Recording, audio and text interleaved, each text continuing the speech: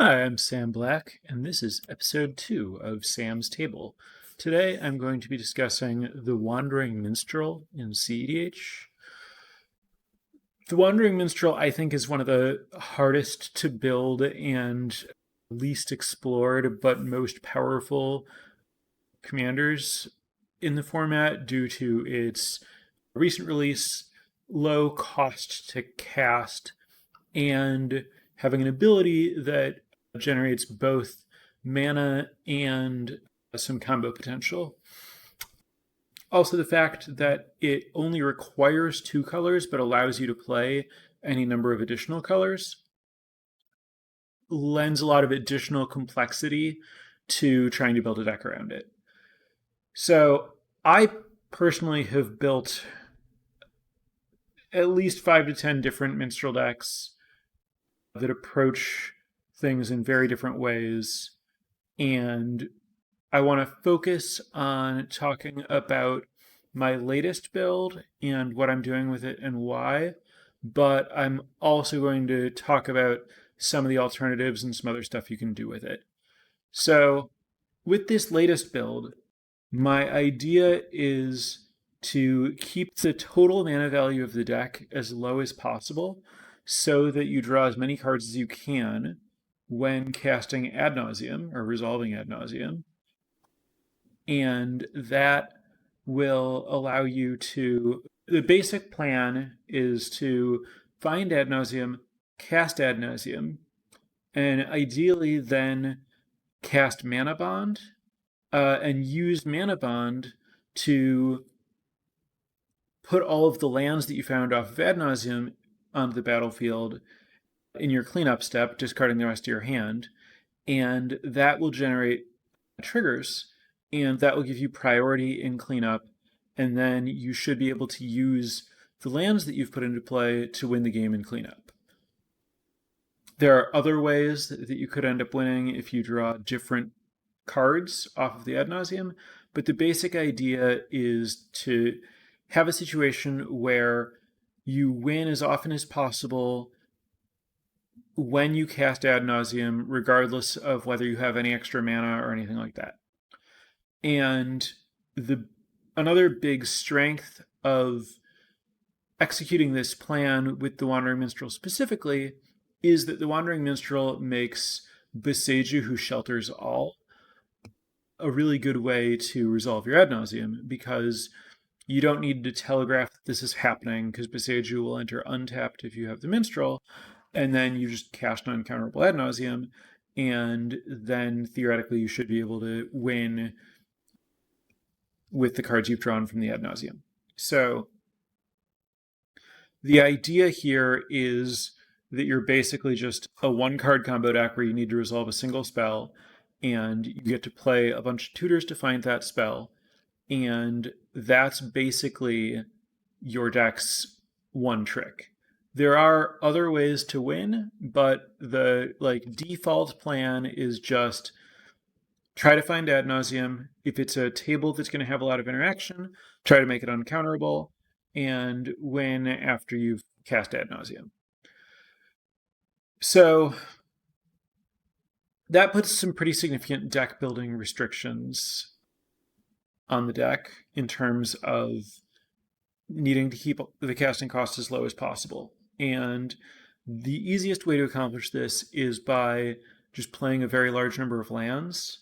But also, with every spell that I add, I need to really think about whether it's contributing enough to justify just the extra actual numbers in the upper right hand corner, because basically, ideally, almost every game I'm going to be casting Ad Nauseam, and every time I reveal a card that costs a lot of mana where I could have just been playing a card that costs less mana in that space, it's going to deny several other card draws, which is going to increase the chance that I somehow can't win after I resolve an Ad Nauseam. So this version of this deck has that kind of really unique constraint that I've opted into. And given that I'm trying to keep my mana value as low as possible, I'm already trying to avoid playing to minimize the number of expensive cards that I'm playing, which means that it's very easy and convenient to have Loris the Dream Den as a companion. This will forbid me from playing certain cards that I might otherwise play, like Rhystic Study, but by cutting those cards, I really make it a lot easier to keep my average and total mana values very low. So what all this means is I can't just fill my deck with nothing but lands and ad nauseam. If I could, I'd be able to draw my whole deck every time I resolved ad nauseam, but there's no way to win with only lands. Mana Bond would make it much easier, but I still don't know a way to win with just I can put 90 something lands into play. Also, when you only have lands, your ability to take multiple game actions in a turn is severely limited. So if you imagine, okay, first I'm going to have a deck with nothing but lands. All right, now I need a way to make that do something. Okay, I'm going to play Ad Nauseam. Now I can draw all the lands. Now I need to do something with those lands. All right, I'm going to play Mana Bond. Okay, now I need to make sure that I can cast the Mana Bond after I play Ad Nauseam. All right, I'm going to play Lotus Petal. Okay, now I want to make sure that I can cast the Ad Nauseam earlier, because I still can't cast it until, I don't know, turn 3 at the earliest off just lands. So now I'm going to play Dark Ritual, and I'm going to play Mox Diamond. And it very quickly, and then now I can't just like mulligan for the ad nauseum. I need to find some way to, I need more ways to find the ad nauseum. So I'm going to play Vampiric Tutor, and I'm going to play Imperial Seal, and I'm going to play Demonic Tutor, and I'm going to play Mystical Tutor. So you pretty quickly get into this spot where you need more and more things. You also need some way to like actually win with all the lands, which for me I think is Aftermath Analyst or Underworld Breach or both. But basically, every card has to justify its existence by saying, this is necessary, or this makes me much better at executing my core plan in some way. So the barrier to playing a 0 is basically none. If I can find a 0 that's more useful than a land, it doesn't make the ad nauseum any weaker, so I'm happy to put it in the deck. Toward that end, I tested cards like Slaughter Pact and Profane Tutor, but found that neither one was like a good enough card to draw. Like I would rather have another land than one of those. But a bunch of cards that do cost 0 that I'm very happy to get to play are Chrome Mox, Lion's Eye Diamond, Lotus Petal, Mishra's Bauble, Mox Amber, Mox Diamond, Pact of Negation, Summoner's Pact, and Urza's Bauble. The baubles aren't very good, but they make Luris a lot better, and they let me play fewer lands without increasing the total mana value of the deck, which is very valuable. I'm playing some other cards here that Moxfield has sorted into 0 because I've set their casting cost to 0 for other decks and didn't change it here. I'll discuss like Mental Misstep. It's very, so it's 3 free pieces of interaction. It's free to cast. Mental Misstep, Deflecting Swat, Fierce Guardianship. My first plays with this deck excluded Fierce Guardianship and Deflecting Swat because they don't contribute to the core plan, and 3 is a very high casting cost relative to my goals for this deck. Because I really wanted to get as close to being able to flip my whole deck as possible. But I found that given that my plan is often to make Ad Nauseam uncounterable, that means that players have to try to stop me from winning after I've resolved the Ad Nauseam when my other spells can be countered. And to be able to force through the win after I resolve the Ad Nauseam, I'm still going to be on a pretty limited budget in terms of mana to win with. And so if the table has a few counter spells, I need to be able to fight back. And so I think that even just in terms of Like, I think the Fierce Guardianship and Deflecting Swat increase my odds of winning after I've resolved Ad Nauseam, in addition to both being very good cards to draw independently of Ad Nauseam. So I think that they both earn their spot, though I did want to try it without them. Mental Misstep, same situation. It's a strong card, and I think makes it a lot easier to win after I've resolved Ad Nauseam by giving me more free interaction to force through my win. If the reason that the Ad Nauseam resolved was that only the Ad Nauseam itself is uncounterable. Cards that cost 1 are pretty cheap to play in terms of how much weaker they make Ad Nauseam. The barrier to entry to playing a 1 casting cost card is fairly low, so I'm playing a lot of those. Several of them are just to try to like make mana to go faster. Arboreal Grazer, Crozen Wayfarer, Dark Ritual, Exploration, Mana Vault, Soul Ring, Rain of Filth. Those are all just, I need to make the deck a little bit faster. Crop rotation, mostly the same, although when I'm already going fast, crop rotation can find Seiju to make Ad Nauseam uncounterable, or it can find lands that let me combo in other ways and other points in the game. If I have Underworld Breach in the graveyard, it could find Shifting Woodland or something like that. Amulet of Vigor is redundant with and weaker than the Wandering Minstrel, but it's important to me to be able to win when I don't have the Minstrel in play. And if I'm trying to win with Mana Bond, and I don't have the Minstrel or the Minstrel dies when I cast Ad Nauseam, for example, it's really important that I can cast Amulet of Vigor for a single colorless mana after that, and then the Mana Bond should still be able to win with Amulet without Minstrel. It also just generally makes things faster because I have a lot of lands that enter tapped and tap for multiple mana that the Minstrel is letting me use as a kind of like ritual effects, and Amulet of Vigor lets me do that with a lower upfront mana investment. So some amount of extra mana, some amount of redundancy in comboing. I guess Candelabra of Taunos, largely also just a mana artifact in this deck, where again I have a lot of lands that tap for more than 1 mana, so being able to untap those with Candelabra turns Candelabra into a cheap mana source. Then I have a little bit more interaction in the form of Flusterstorm and Swansong. These are pretty versatile, pretty good at forcing through wins, potentially slowing opponents down, and the casting costs are acceptably low. Hedron Crab is a recent addition that I think makes Luris and Underworld Breach a lot better. Also allows for spots where Aftermath Analyst or Splendid Reclamation can do powerful things without other setup. So this kind of like enables a lot of non-Ad Nauseam related wins or like meaningful game actions. It's a backup plan, but it's again very low cost, very low investment to have it. Tutors are very obvious, very necessary.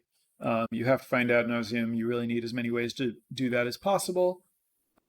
Mana Bond is the combo piece, and then Veil of Summer and Vexing Bauble are more protection to force through your wins. And Vexing Bauble also works with Luris to generate a card draw engine. And then Mystic Remora is the best card draw engine I'm allowed to play. So I'm very happy with these ones. I think that there are a lot of additional ones it would be reasonable to play. One set of cards I'm considering is playing stuff like Birds of Paradise, Noble Hierarch, maybe Deathrite Shaman to get more mana and more 1 cost cards, and then also playing Culling the Weak, which could sacrifice those, or Oriole Grazer, or Hedron Crab, or Wandering Minstrel in a pinch. I think that even just with Wandering Minstrel, Culling the Weak is very close to being good enough. That's a card that I could add by itself, but I think it gets a lot better if I decide to add more 1 casting cost creatures. those would almost necessarily come at the cost of lands, which means that they would be increasing the total mana value of the deck and making my land synergies as a whole worse. Density of lands is important if I'm milling random cards and then returning all the lands that I mill. So there are real costs to playing those, but the upside of getting faster mana is a very relevant consideration. At 2 mana, I think 2 is where you start to feel it in terms of increasing the total mana value. So a card that costs 2, I think, has to work quite a bit harder than a card that costs 1 to justify its space. Most of the 2s, I think, are really necessary. Underworld Breach and Brain Freeze, I think it's really important, especially with Luris, that this deck can just Underworld Breach combo as a completely separate thing from its ad nauseum plan, especially if you're playing with players who have the ability to threaten your life total quickly to make your ad nauseum weaker. So Underworld Breach and Brain Freeze are both pretty necessary there. Aftermath Analyst is an essential part of how I'm winning with the lands once I put them into play. Wishclaw Talisman and Demonic Tutor are more strong tutors to find add-ons or Underworld Breach. Squandered Resources and Summer Bloom are really powerful mana generators that make me go a lot faster and make it a lot easier to combo. Born Upon a Wind. In more interactive games, it's really important to have access to the ability to go off at instant speed. It means that you can just hold up ad nauseum, and then if somebody else tries to win, or if you find a good window, you can cast ad nauseum in a situation where you can draw into Born Upon a Wind and presumably still have 2 mana left to cast it and then win from there. That's a lot of mana to pull off, but in the more interactive pods, that's not unrealistic. You can also do a similar thing with using Born Upon a Wind to set up an Underworld Breach win in response to something in the kind of pod where that's how the games are being played. The two mana cards that I'm least confident in are Malevolent Rumble and Sylvan Scrying. Currently, I think I like what they offer. I like that Malevolent Rumble is acceleration and graveyard filling. I think it's very difficult to miss in this deck because the land count means that the permanent count is so high. And Sylvan Scrying, there are some very important lands with like Viseju and Lotus Field, so you can tutor for mana or protection, and also like interaction with Talon Gates. And the deck has a lot of lands. You end up with a lot of options. So I think I like Sylvan Scrying, but that's one of the cards I'm least sure about here. And then cards that cost more than 2 really need to do a lot to earn their keep. So Fearsome Deflecting Swat I've already talked about. And then Ad Nauseum, of course, is the whole thing that's going on here. And then there are 4 cards that cost 4 mana that I'm currently playing because I think they're all very important. And those are Culling Ritual, Scapeshift, and Splendid Reclamation. Culling Ritual is, I think, just a broken card in the format. I think every deck, more or less, that is green and black should be playing Culling Ritual. It is a really powerful answer to a really wide variety of board states and also generates obnoxious amounts of mana. So it's very easy to like Culling Ritual to generate the mana for Ad Nauseum with a lot of extra mana left over. And yeah, I think it's just this deck is playing very little interaction, and Culling Ritual covers a lot of your bases in a single card. And then Splendid Reclamation is important for some of the comboing, especially if like Aftermath Analyst gets exiled or if there's like a Cursed Totem kind of effect or something like that. It's good to be able to execute your combos in a way that isn't reliant on a single card, and Splendid Reclamation's a really good backup card for that. And then Scapeshift. This deck is designed so that if you can cast Scapeshift with 4 lands in play and Minstrel in play, no mana floating, maybe a few cards in your hand, you can present a win from there if you're not disrupted.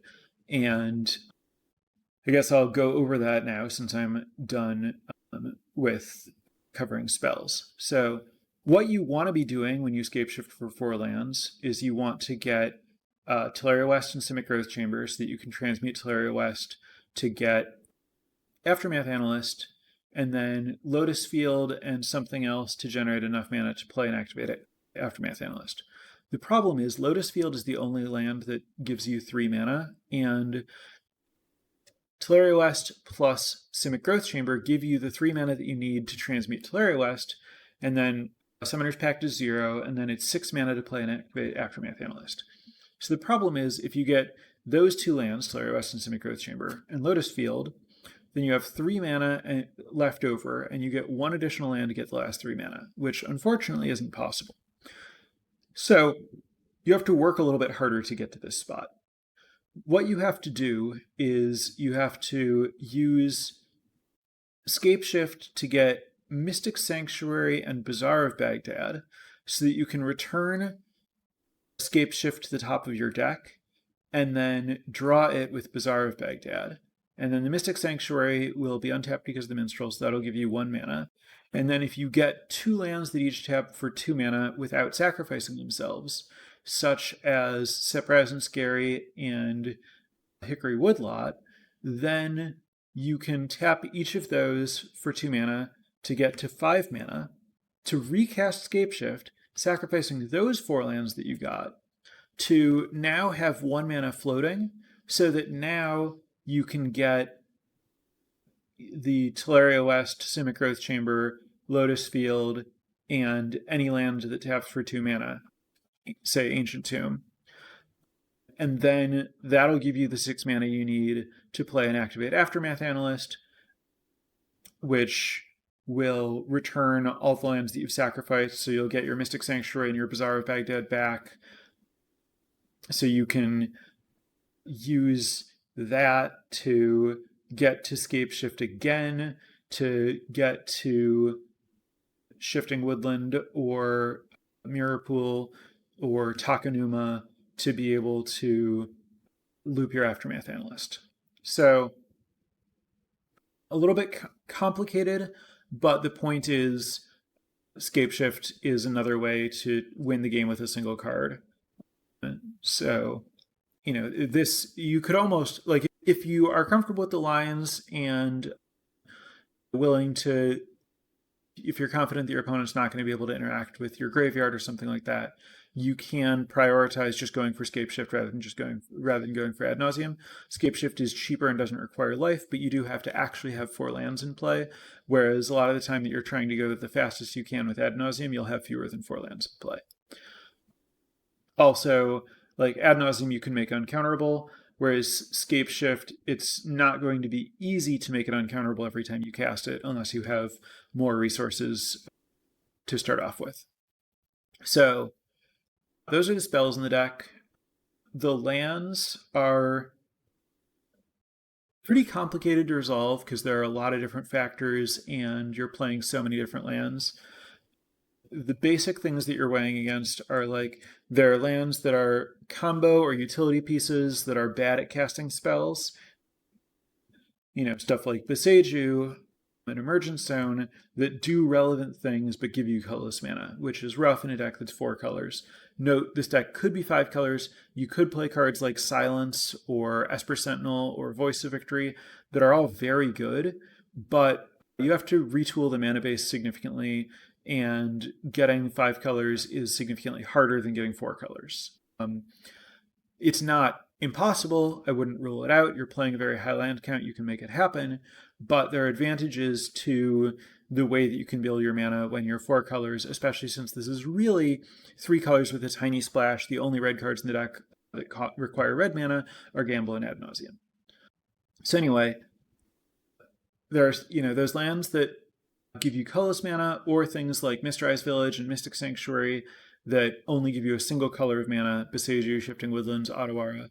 all of those cards are pretty bad at actually casting your spells. Then there are cards that are very good at fixing your mana, like Command Tower, City of Brass, Mana Confluence, to a slightly lesser extent, stuff like Exotic Orchard and Horizon of Progress, and the fetch lands. The more of that kind of stuff you play, the better your mana is. Though the fetch lands are complicated because they're only as good as you make them by playing dual lands or tri-lands that you can fetch, and a lot of the dual lands are not necessarily that good for casting your spells if you're in a lot of colors. So you want to be pretty careful about which dual lands you're playing and which dual lands you're not playing.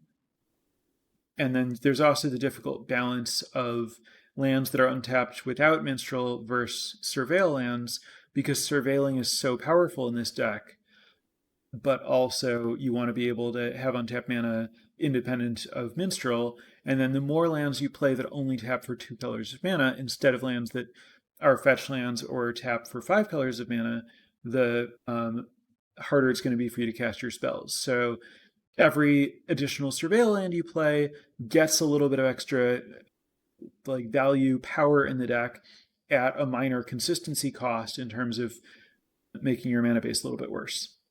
And then there are also lands that tap for more than 1 mana, and those are a lot of what's functioning as the acceleration in the deck. And those, again, at best are functioning kind of like dual lands, where they're not necessarily great at giving you colored mana, especially something like Selesnya Sanctuary that's giving you white mana in the deck, which, you know, the only thing that you have that costs white is potentially casting Lurrus. And with so there are the bounce lands, and then there's also the cards like Ancient Tomb and Tinder Farm that can sacrifice for 2 mana, and then cards like Surprise and Scary and Hickory Woodlot that don't necessarily sacrifice for 2 mana, but can only give you 2 mana twice and then sacrifice themselves. And those are good in different situations. It's important to have Surprise and Scary and Hickory Woodlot for the shifting, or the scape shift line, where you need to have lands that you can tap for 2 without putting them in the graveyard and without bouncing a land to keep your land count high for your scape shift. But there are other spots where, like, you're looping with Splendid Reclamation or Aftermath Analyst, and then the fact that Ancient Spring and Tinder Farm can put themselves in your graveyard makes it easier or more profitable to get all your lands back and set up those loops. And then there are other things that are like Horizon of Progress and Waterlogged Grove that give you access to sacrificing a land to draw a card, which is relevant when you're trying to loop with Mystic Sanctuary. So the land base is doing a lot, and choosing exactly which lands to play in this deck is very complicated. This deck at the moment isn't playing any cycling lands, despite the fact that cycling lands do make things with Mystic Sanctuary easier, but I think that you can get a similar effect with Waterlogged Grove and Horizon of Progress, but also playing like a single Triumph or playing like Tranquil Thicket or Lonely Sandbar or something is very reasonable. So you would think it would be pretty easy to make the mana work and have all the lands that you want when you're playing more than 50 lands, but that is not my experience. The mana here is very complicated. So that's where this deck is at and why I'm approaching it this way. I don't want to go into a lot of depth on other builds, but I do want to talk about some of the advantages and some of the variations that are available.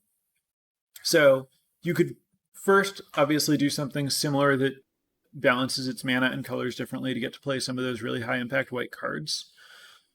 You can also play a deck that has the same basic strategy as this deck, but doesn't use Lurrus.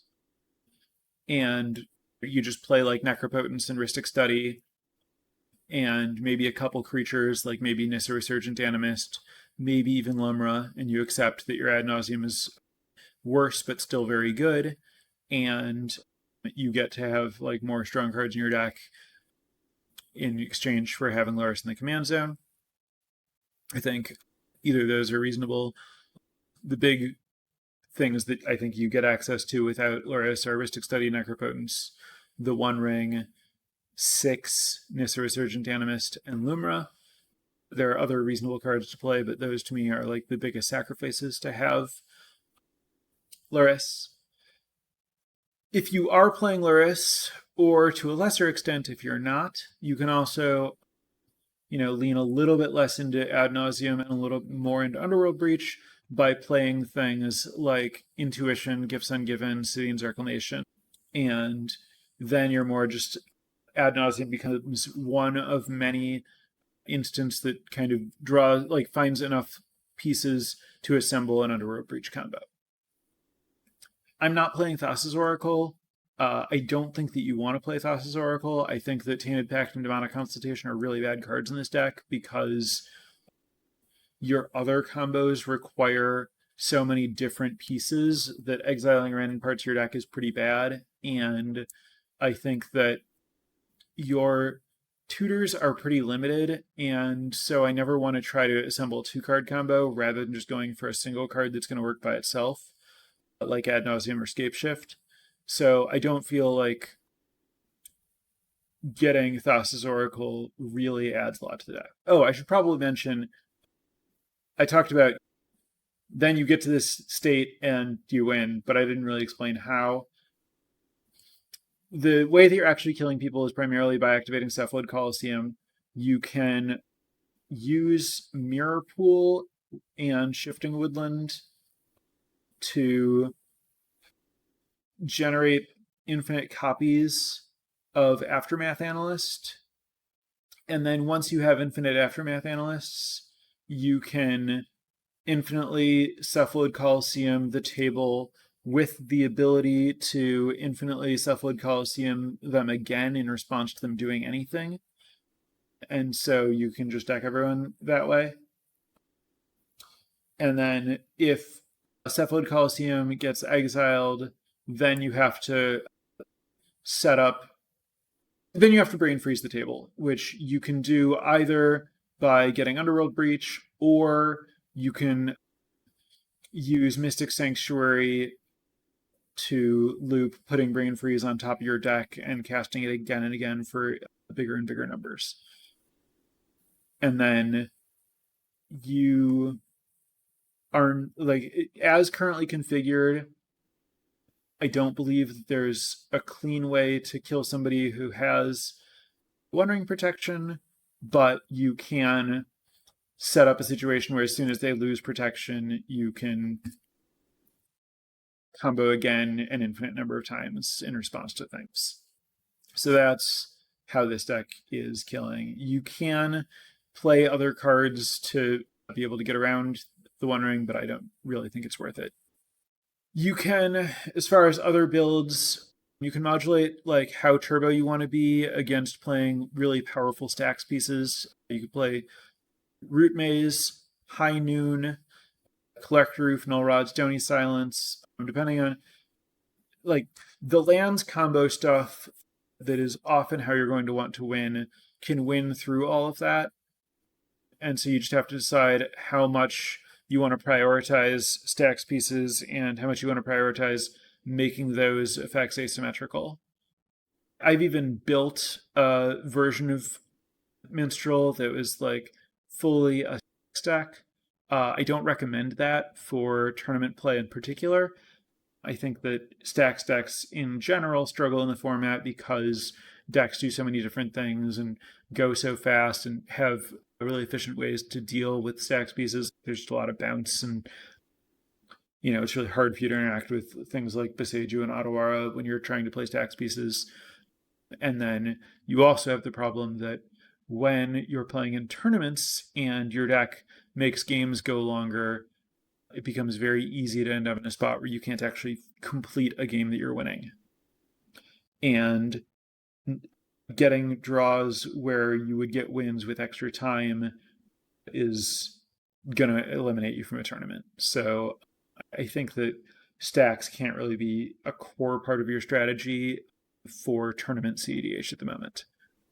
And by at the moment, as long as the rules are similar to what they are now. So anyway, that's where I'm at on the Wandering Minstrel. So thanks for listening, and this has been the second episode of Sam's Table, and I will be back soon, probably looking at a different cEDH deck. So bye for now.